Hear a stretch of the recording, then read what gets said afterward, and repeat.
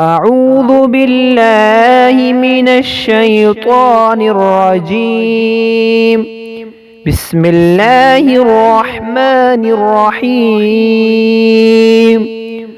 اللهم إنا نستعينك ونستغفرك ونؤمن بك ونتوكل عليك ونثني عليك الخير ونشكرك ولا نكفرك ونخلع ونترك من يفجرك.